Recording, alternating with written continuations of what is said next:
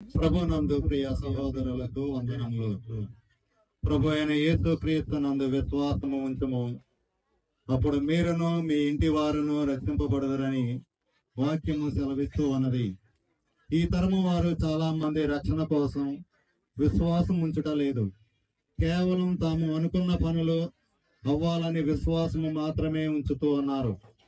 అవసరము తీరకపోతే దేవుడు ఎవరు అని అనేక మంది అనేవారు ఉన్నారు. అందుకే ఉదాహరణగా ఈ తరం వారిని ఉద్దేశించి ఒక చిన్న నమూనాగా ఈ భలే అత్తగారిని చూద్దామా? లేకపోతే ఇప్పుడు కూడా ఇంతేనా? నా జీవితంలో ఇప్పటిదాకా ఏ ఎదుగు బొదుగు లేదు. ఈసారి చూస్తాను, తర్వాత నీ గురించి ఆలోచిస్తాను. ఉంటాను మరి.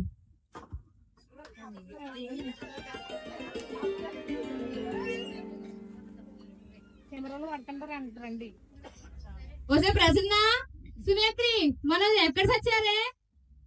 అమ్మో, ఈ ముసలిది లేచినట్టుంది. ఈ వాలేంటి ప్రొద్దుటే లేచింది? పొద్దునే ఏంటి? సమయం 9 గంటలు అవుతుంది. సరే, ముందు అత్తయ్యకి కాఫీ తయారు చేద్దాం. ఏమో ఎక్కడ సచ్చారే? నా నోట్లో కాస్త కాఫీ చుక్క పడేయండి. నిజంగా అత్తయ్య నోట్లో కాఫీ తగలబెట్టి మన దరిద్రం వదిలిపోతుంది. ఎంత మాటలు, కాఫీ తీసుకెళ్ళి అత్తయ్యకి ఇవ్వి. అమ్మో, నేను ఇవ్వనక్క. సరే, నువ్వు తీసుకెళ్ళి ఇవ్వి. ప్లీజ్ అక్క, అత్తయ్య అంటే అసలే భయం, నేను అసలు ఇవ్వను. సర్లే, నేను తీసుకెళ్తాను, కానీ మీరు కూర చూసుకోండి. సరే అక్క. చదువుకున్నాను కదా అని చెప్పి కట్నాలు లేకుండా ఎర్రగా బుర్రగా ఉన్నారని నా ఇంటి కోడలుగా తెచ్చుకున్నాను. ఉద్యోగాలు కాదు కదా, కనీసం కాఫీ చుక్క కూడా పడేయట్లేదు నా నోట్లో. అత్తయ్య, ఏం చేస్తున్నారు లోపల? కాఫీ తయారు చేస్తున్నాం అత్తయ్య. కాఫీ తయారు చేస్తున్నారా, లేకపోతే నన్ను వేసేయడానికి ఏమైనా కసరెత్తి చేస్తున్నారా? ఏం చేస్తుందక్క ఈ ముసలిది? చేత్తో చిన్న పని కూడా చేయదు గాని ఎంత పెద్దలం చలాయిస్తుందో మన మీద. అత్తయ్య, అది మేము ముగ్గురం ఉద్యోగం కోసం ఇంటర్వ్యూకి వెళ్ళాలి, రెడీ అవుతున్నాం, అందుకే కాఫీ లేట్ అయింది. వెళ్ళండి. 6 నెలల నుంచి చూస్తున్నారు, ఉద్యోగం లేదు, సద్యోగం లేదు. ఈసారైనా వచ్చి వచ్చిద్దా? అంతా దేవుని చిత్తం అత్తయ్య. మాట్లాడితే అసమానం దేవుడి చిత్తం అంటావు. పెళ్ళైన దగ్గర నుంచి తింటున్నారుగా ముద్దలు, అవి కూడా దేవుడు పెడుతున్నాడా మీకు?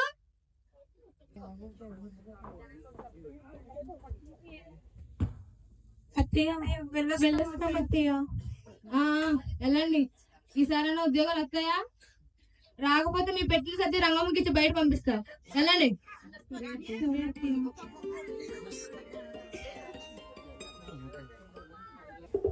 వస్తే రంగమ్మ, రంగమ్మ ఎక్కడున్నా?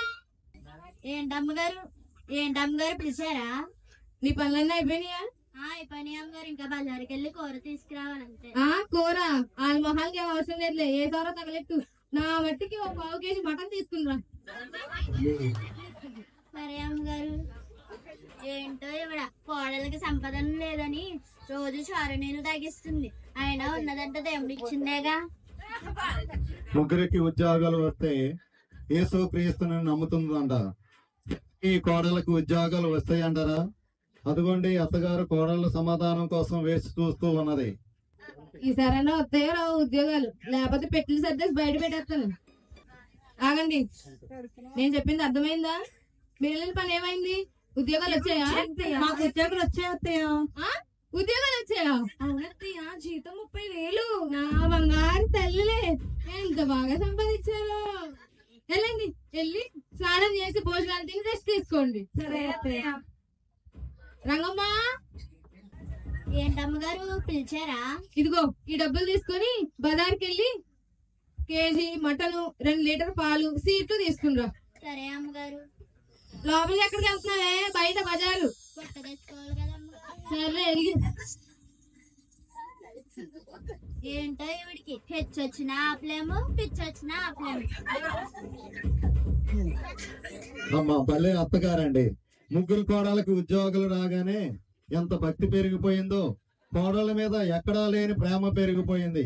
ఎలాగైనా కోడళ్ళు అదృష్టవంతులండి. ఇదిగోండి అమ్మగారు, పాలు, స్వీట్లు. ఇదిగో ఈ తీసుకెళ్లి ఓ పొయ్యి మీద పాయసం, ఇంకో పొయ్యి మీద మటన్ పెట్టు. సరే అమ్మగారు.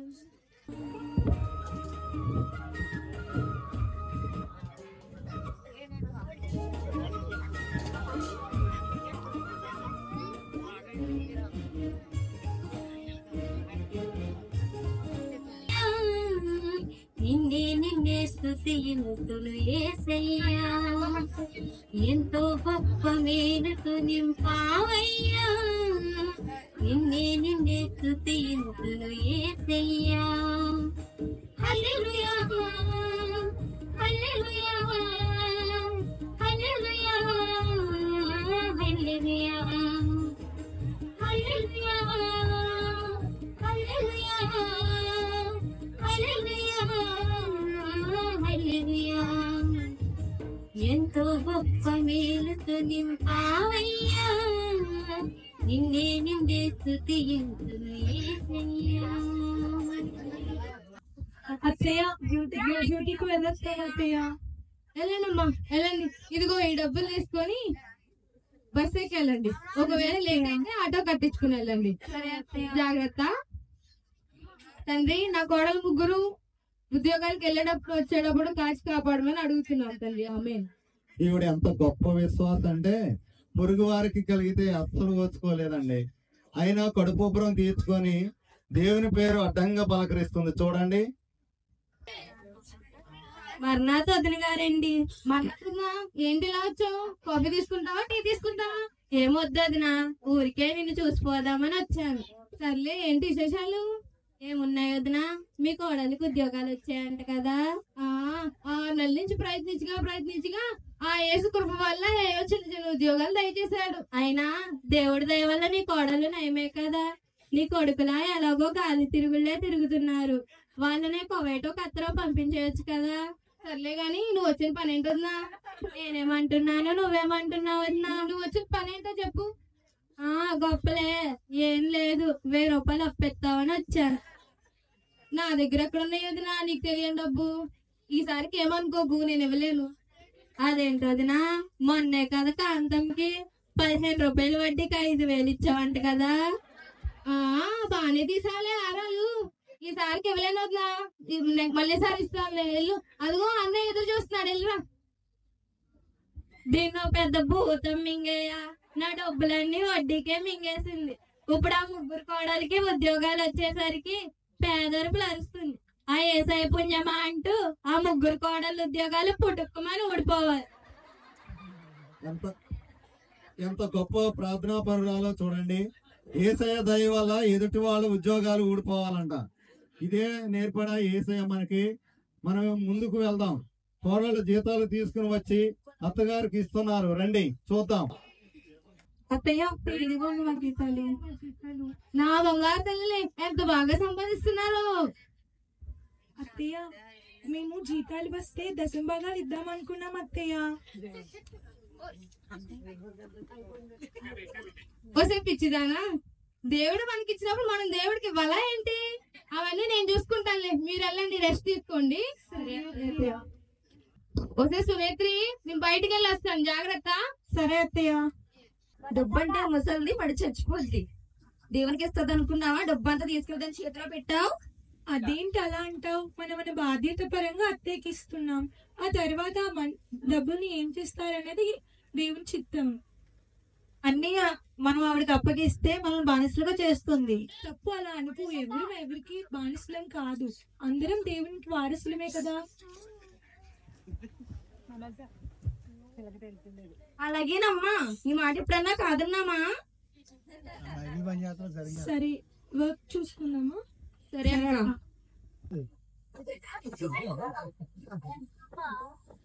ఏమే వదినా, మీ కోడలికి ఉద్యోగాలు వచ్చాయంట కదా. వదినా, నా కోడలికి ఉద్యోగాలు వచ్చాయి. జీతాలు కూడా నిన్నే ఇచ్చింది. ఇదిగో ఐఫోన్ కొనుక్కున్నాను. వదినా వచ్చాయి. వదినా, నా ముగ్గురు కోడలికి వచ్చాయి. నిన్నే జీతాలు ఇచ్చారు. సరే వదినా, ఉంటాను. ఏమ్మా మరణాతమ్మా? మర్నాథయ్య గారు, ఏంటి ఇలా వచ్చారు? కూర్చోండి, పాలు తీసుకుంటారా? రంగమ్మా, ఒక కప్పు పాలు తీసుకుందా. ఏమ్మా, అంతా బాగున్నారా? అందరూ బాగున్నారయ్య గారు. ఈ మధ్య మీ కోడళ్ళు చర్చికి రావడం లేదమ్మా. నా కోడలు ముగ్గురికి ఉద్యోగాలు వచ్చాయండి. అస్సలు ఖాళీ ఉండట్లేదు. మొత్తానికి దేవుడు చేసిన మేలు మర్చిపోయారా ఏంటి? మేము ఎలా మర్చిపోతామండి? ఉద్యోగాలు వచ్చాయంటే ఆ దేవుని కృప వల్లే కదా. ఆ దేవుడే సమయం ఇవ్వాలి. మా ఖాళీ చేసుకుని దేవుడికి సమయం ఇవ్వాలమ్మా. సరే, ఈ 100 రూపాయలు తీసుకొని నా కుటుంబం కొరకు మా కోడల కొరకు ప్రార్థించండి. అయ్యో క్షమించండి అమ్మా, మీకు ఖాళీ లేదని చర్చ్ మానేసి ఆ డబ్బులు కానుకగా ఇస్తే డబ్బుల కోసం చూచేవాడు కాదమ్మా దేవుడు. మీకు ఎప్పుడైతే ఖాళీ ఉంటుందో అప్పుడే వచ్చి దేవుడికి కానుక వేయండి అమ్మా. వెళ్ళొస్తానమ్మా. నువ్వెంత గొప్పడయ్యా, ఈ 100 రూపాయలు కూడా మీకు ఇచ్చావా నాకు? అయినా ఈ పాస్టర్కి ఏం తెలుసులే మా కష్టాలు. ఖాళీ ఉద్యోగాలు వెళ్తున్నారనంటే ఖాళీ కావాలంట, ఈయన గారెత్తారు మరి జీతాలు. అమ్మ బాబోయ్, దేవుని సృష్టిస్తూనే దేవుని దూషించడం అంటే ఇదేనేమో. ఇంత గొప్ప మేధావులైన విశ్వాసులు సంఘంలో ఉంటున్నారు కాబట్టి సంఘాలు ఎక్కడ వేసిన గొంగలు అక్కడే ఉంటున్నాయి. ఏదేమైనా ఈ అత్తగారు ఉద్యోగాలు వచ్చే వరకు ప్రభువా నీ రుణం ఉంచుకోను నాయనా అని చెప్పింది. తీరా కోడలు జీతాలు తీసుకుని వచ్చి దేవునికి దశమ భాగాలు ఇమ్మంటే ఇష్టపడటం లేదు. దేవుని సమయం కాదు కదా, మనసు కూడా ఇవ్వటం లేదు ఆవిడ. 6 నెలలు గడిచింది. కోడళ్ళు డల్లగా ఇంటికి వస్తున్నారు. ఏం జరిగిందో ఏంటో చూద్దాం. అయ్యో, ఈ విషయం అత్తగారికి ఎలా చెప్పాలి? చెప్పేదేముంది, ఉద్యోగాలు పుట్టుకోమన్నాయి చెప్పేద్దాం. అమ్మో, ఆవిడ గుండె ఆగిపోతుంది. పోతే పోనీ అక్క, ఎప్పుడైనా చర్చికి వెళ్ళనిచ్చిందా? దశమ భాగం ఇవ్వనిచ్చిందా? తప్పు అలా అనుకో. ఆమె వాక్యం తెలియక తప్పు చేసుకుంటే మనం వాక్యం తెలిసి తప్పు చేసుకున్నాం. మనం ముగ్గురం కలిసి అత్తయ్య కోసం ప్రార్థన చేద్దాం. మనమందరం కలిసి ఆవిడ కొరకు ప్రార్థన చేయటం కాదు, ఆవిడ వస్తే మనకు చేస్తుంది పెద్ద ప్రార్థన. ముగ్గురు కొడుకుల్ని కత్తెర పంపించి ఈవిడేమో అత్తర పూసుకొని తిరుగుతుంది, మన జీతాల మీద ఆధారపడిపోయి. అదిగో అత్తర వాసన వస్తుంది, ఆవిడ వస్తున్నట్టుగా ఉంది.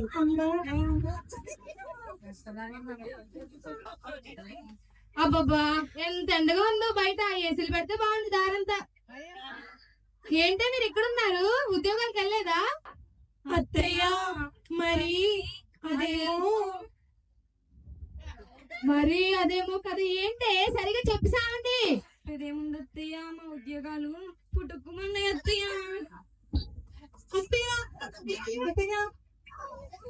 నాకేం కాలేదు. ఇంతకీ ఎలా పుట్టుకోమన్నాయే? అది అత్తయ్య, మా కంపెనీ వాళ్ళు ఇన్కమ్ ట్యాక్స్ కట్టలేదంట, కంపెనీని సీజ్ చేశారు. మేమే కాదు అత్తయ్య, మాతో పాటు పనిచేసే వారందరికీ ఉద్యోగాలు పోయాయి. అవునత్తయ్య. అవునత్తయ్య. మీకు ఉద్యోగాలు పోవడం దరిద్రం. మిమ్మల్ని కోడలుగా తెచ్చుకున్నాను చూడు, అది అంతకన్నా దరిద్రం. పెళ్ళైన దగ్గర నుంచి నా ఇంటికి పెద్ద నాశనం ఆరంభమైంది. ఎలానే అత్తయ్య, అలా అనుకోండి అత్తయ్య, మీరే జాలి చూపించాలి అత్తయ్య.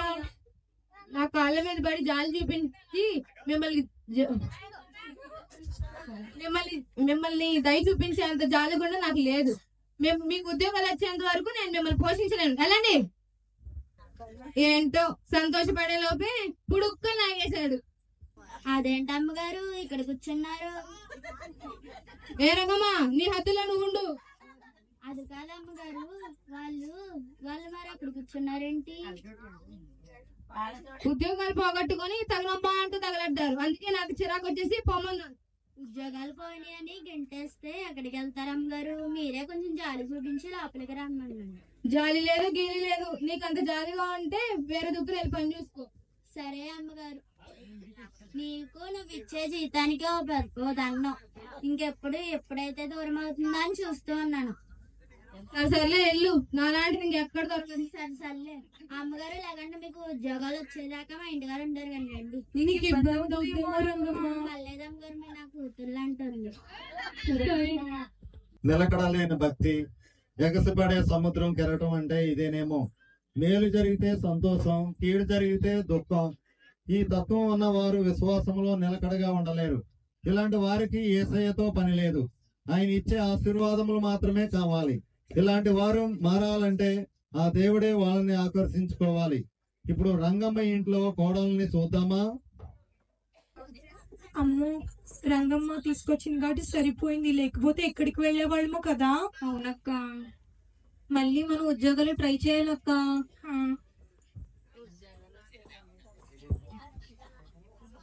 ఇదిగోండి అమ్మగారు, తీసుకోండి. నేను చాలా ఇబ్బంది పెడుతున్నాం రంగమ్మ. పర్లేదమ్మగారు, మీకు ఉద్యోగాలు వచ్చేదాకా మా ఇంటిగారు ఉండండి. సరే రంగమ్మ. ఎవరు లేక ఒంటరినై అందరికీ నే దూరమై అనాథగా నే మిగిలాను రావా యేసయ్యా నువ్వు రావా యేసయ్యా రావా యేసయ్యా నువ్వు రావా ఘనమే ఘనమని నమ్మాను మోసపోయాను ధరణిలో ఎందరు నాలానే జారిపోయారు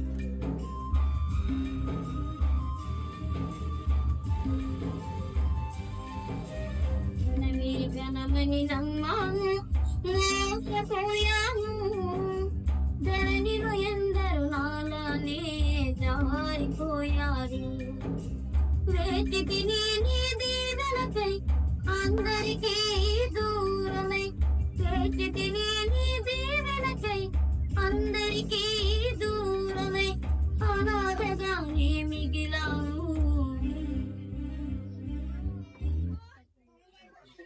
ఎలాగా ఇంత దూరం వచ్చాను కదా అమ్మగారిని చూసి వెళ్ళిపోద్దాం అమ్మగారు లేకండి అమ్మగారు అమ్మాయి గారు అక్కడ అమ్మగారికి కళ్ళు తిరిగి పడిపోయారు ఒకసారి వెళ్ళండి అత్తయ్య అవునమ్మగారు ఎందుకో కానీ ఒకసారి వెళ్ళి చూడాలనిపిస్తుంది అక్క వెళ్దాం అత్తయ్య అత్తయ్య అత్తయ్య అత్తయ్య అత్తయ్య ఏముంది అత్తయ్య అత్తయ్య తెస్తున్నా మనజ అత్తయ్య అత్తయ్య లేవండి అత్తయ్య అత్తయ్య అత్తయ్య లేవండి అత్తయ్య